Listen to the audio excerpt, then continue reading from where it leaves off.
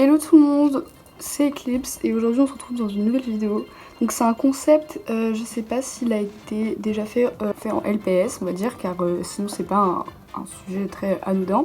Donc comme le dit le titre de la vidéo, aujourd'hui je vais lire vos pires expériences amoureuses ou des flirts ou des dates ou plein de trucs comme ça. Donc ici il y aura aucun jugement négatif ou quoi que ce soit, je vais pas être insultante, on va juste ici essayer de dédramatiser, d'en rigoler, enfin vraiment, et aussi pour voir à quel point il y a des gens, ils sont tarés ou ils sont pas bien dans leur tête, donc ça c'est sympa aussi.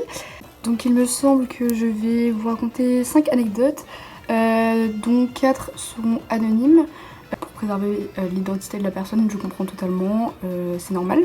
Et restez jusqu'à la fin parce que la dernière anecdote est très drôle. Voilà, c'est je pense ma préférée.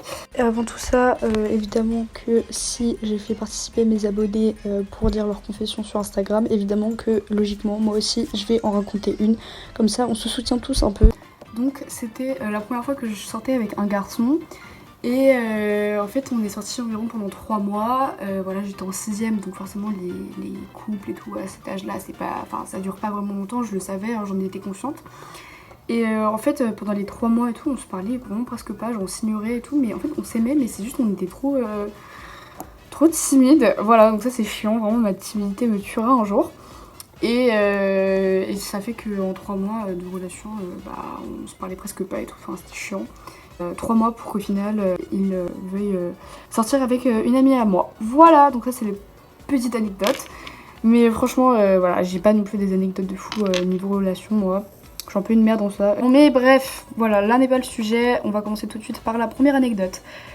Je ferai en sorte de mettre le texte à droite, comme ça, pour que vous puissiez lire en même temps que moi. Donc, en anonyme STP, j'ai rencontré un gars à la fin de l'année scolaire. On s'entend super bien, alors on s'échange nos numéros. On se parle par message, le courant passe très bien, je décide de lui proposer de se voir après nos examens, vu que je pouvais pas rentrer chez moi de toute façon. Le jour où on est censé se voir, il vient me voir pour me dire qu'il doit aller s'occuper de son petit frère. Bon, c'est pas grave, ça arrive.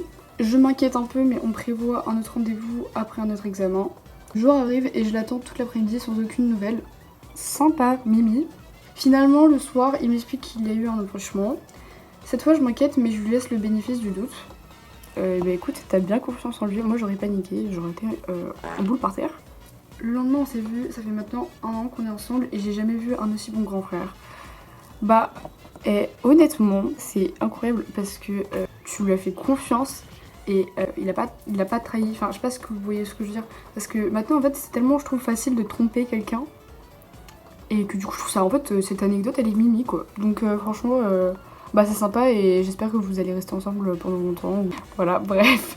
Ensuite on va passer à la deuxième et troisième anecdote, étant donné qu'une abonnée m'en a donné 2. Voilà, elle m'a dit ouais tu choisis les 2 pour voir qui est mon ex le plus fantastique, hein, super.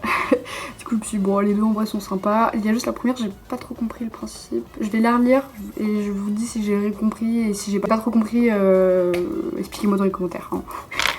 Alors ça se passe en primaire mais je sais pas l'âge de la personne de ce compte parce qu'elle m'a l'air jeune. Voilà donc j'apprends à connaître un certain Alexandre, j'étais vas-y en primaire et donc cet Alexandre on parle beaucoup, tout ça, donc il habite à Paris et je dis ok peut-être on parle à un moment évidemment comme à chaque fois, chaque relation on tombe amoureux et donc la première année de relation était très bien. Un jour je le vois et il regarde des filles, je l'ai vu en CM1, CM2, oui je sais, et il a 2-3 ans plus que moi. Et à un moment il regarde une fille qu'il connaissait, il la regarde genre mais qui faisait comprendre que ouais il veut pas que de l'amitié quoi. Je vois. Il la voulait, mais il est en primaire. Hein. Genre il l'a dit ouais toi je te baise. Il est en CM2 hein, il est précoce quand même.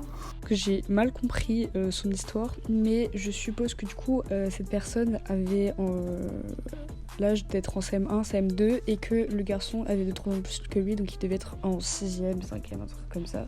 Soit c'est ça, soit c'est l'autre hypothèse que j'ai mis en vidéo, voilà, je sais pas vraiment, dites-moi en commentaire. Je lui gueulais dessus, on s'engueulait, j'entrais chez moi, il m'envoyait un message en me disant qu'il s'en voulait et qu'il ferait plus rien. Quelques mois passés et on parle, et son petit frère vient me voir et me dit Ouais, Alexandre parle avec une amie et elle vient dormir pour faire une soirée pyjama. Je fais comment ça? Et le gros chien a commencé à me dire je te déteste, mais je t'aime, je suis pas libre car. Mais comment ça? Mais en fait, ça me choque parce qu'ils sont en primaire. Enfin, là où l'histoire se passe, ils sont en primaire. Mais je suis choquée, mais ça va pas. Je voulais pas, et à un moment, vers nos 2 ans, j'ai appris qu'il me trompait et je le quitte. Il me fait culpabiliser, il me dit qu'il veut se suicider. Et je fais ok, au revoir. Oh la vache! Ok, d'accord, d'accord. En fait, vraiment, ce qui me choque, c'est l'âge. C'est l'âge et le fait de parler de suicide. C'est ouf quand même. Hein. Il y a déjà des gens manipulateurs. En vrai, t'as bien fait de dire ok, au revoir. Peut-être, je sais pas. Mais pas dépendre de la personne parce que elle te menace en mode si tu me quittes, je me suicide. Et c'est bien parce que ça peut être un cercle vicieux pour certaines personnes. Et c'est ce genre de personnes très nocives et très toxiques. Donc je suis contente pour toi. Et par contre, je suis choquée. Comment ça, vers vos 2 ans de relation moi, j'ai jamais eu même pas 1 an de relation là. C'est quoi ça? Oh la vache! Bah dis donc, t'as été forte, fort. Ouais. Bon. Ensuite, troisième anecdote. Donc, décembre 2021, je commence à sortir avec un gars dont je connaissais pas totalement son vrai visage. Donc je suppose peut-être une relation à distance. Ça a duré 2 semaines, sympa. Et quand il m'a quitté, j'ai appris qu'il avait 20 doubles vies et des moments il voulait me planter et c'est un trafiquant de drogue. Ok, t'as des pépites.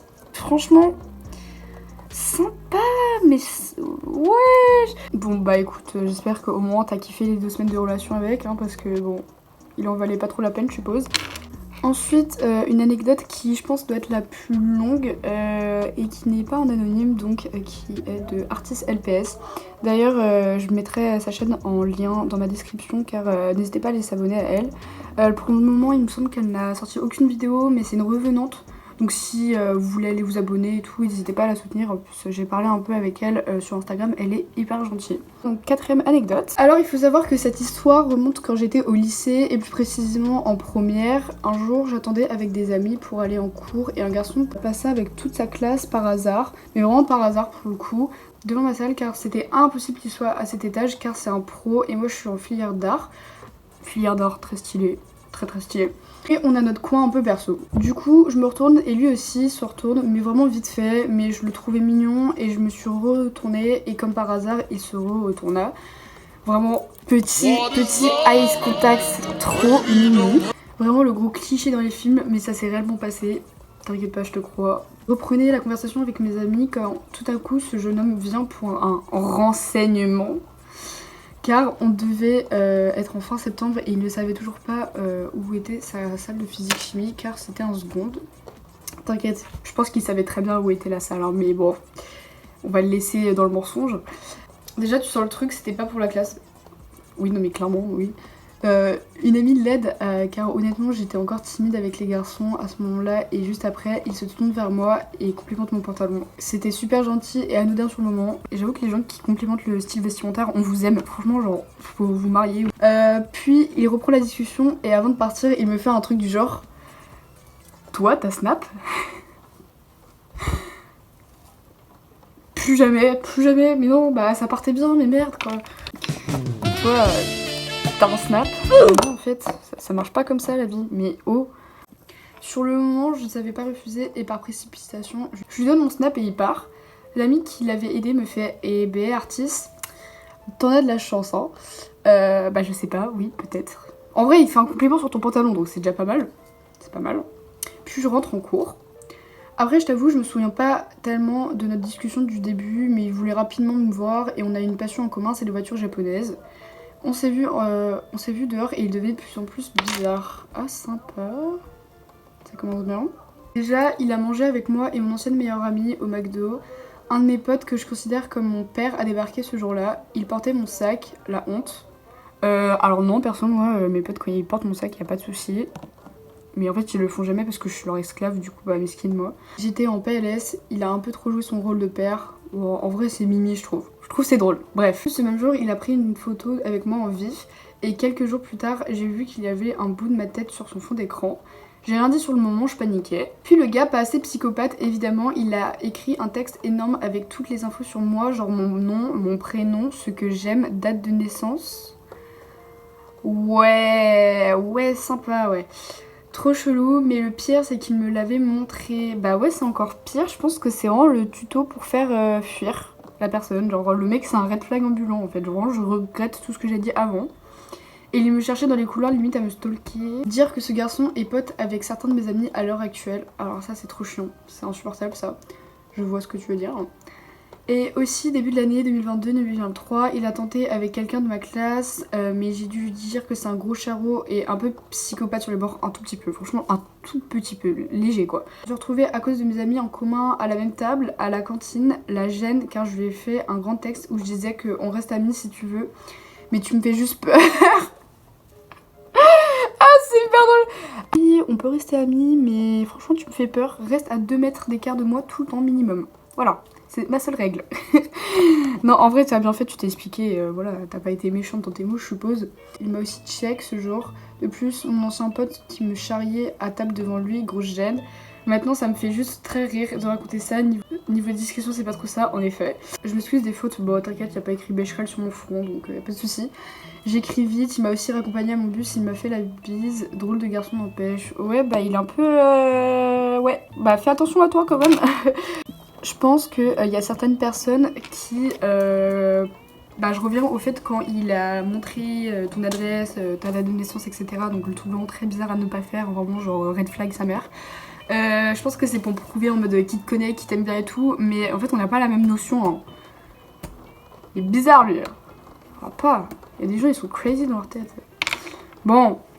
Alors on va passer à la dernière anecdote. Avant tout je vais mettre un disclaimer. Peggy 18. Pour les personnes les plus jeunes, car je sais qu'il y a des personnes de bas âge qui regardent mes vidéos, je vous conseille d'arrêter la vidéo là, car cette anecdote parle de relations sexuelles tout simplement, et je veux pas après qu'on me dise tu m'as traumatisée avec cette anecdote. Ouais, elle est drôle, je pense que c'est ma préférée. Donc voilà, donc si t'as 8 ans, 9 ans, pars de la vidéo, franchement je te le conseille, c'est pas de ton âge et tu voudrais pas savoir ce que c'est. Voilà, donc on passe à la 5e anecdote, qui est également en anonyme. En gros, c'était il y a 5 ans, un mec avait des vues sur moi et c'était pas du tout réciproque au début, mais je sortais d'une relation toxique à mort. Ouais, sympa, ça c'est bien. J'avais besoin d'être consolée, pas sexuellement parlant, puis ce mec il s'est trouvé là, puis bon voilà quoi... Je vois ce que tu veux dire. Quand je traînais avec lui et ses potes, son meilleur ami me disait ouais, non mais quand il est à fond au lit, il peut déchirer un vagin. C'est arrivé à son ex. Bah écoute, j'espère que son ex à l'heure actuelle a des relations sexuelles. J'espère pour elle. Quand tu me dis ça, je me dis ok, le mec il fait 50 cm de diamètre en fait, ou c'est comment? Ouais, bah je sais pas, écoute, j'ai pas vu, je veux pas trop voir. Et plus tard, lui-même m'avoue qu'il est spécialiste de l'anal. Ouais, bon, ça rejoint le truc en fait. Sauf que moi, ça m'intéresse pas, puis je comprenais pas pourquoi il me disait ça, mais bon, ouais, moi du coup, je comprends pas. Et du coup, bon, bah, on a commencé à faire nos affaires, et le truc, c'est que, comment dire, sa chose faisait la taille de mon pouce en érection. Et j'ai pas une main bien grande, hein. Et du coup j'ai dû simuler une douleur pour arrêter, mais quand j'étais gênée de ouf, en fait, mais du coup j'ai compris pourquoi c'était un spécialiste du derche. Oh putain. Bon, on va mettre les points sur les i, les gars, faut pas mentir sur votre taille de pénis, ça y est, on cherche pas non plus des mecs qui a 30 cm minimum sans érection, au bout d'un moment ça va quoi. Ouais non, faut pas mentir comme ça, non mais surtout je suis choquée de ce que ses potes ont dit. Et du coup, si ses potes ont dit ça, ça veut dire que c'est lui qui leur a dit ça. Mais faut pas mentir comme ça, quoi. C'est aberrant. Et surtout qu'en plus, se vanter de déchirer un vagin, je pense que c'est pas ouf. Tu peux faire mieux dans la vie, quoi. Genre, je pense, moi ce que je lui conseille, c'est de continuer à être spécialiste de l'anal. Et qu'il arrête de mentir, parce que c'est... Je comprends pas le principe, en fait. Je comprends pas, Moi, je dis toujours être honnête, parce que sinon, ça vous retombe dessus. La preuve. Bon, écoutez, je me suis bien marrée en lisant vos anecdotes. J'espère que vous avez kiffé ce genre de concept vidéo et si vous en voulez, n'hésitez pas à me demander, peut-être qu'il pourrait avoir un épisode 2. Après ça c'est que en fonction de si mes abonnés veulent et si vous avez des confessions anonymes etc. À me dire sur des relations amoureuses ou des flirts etc. Enfin bref voilà, vous voyez ce que je veux dire. Envoyez-moi un message sur Instagram, voilà, je suis souvent active.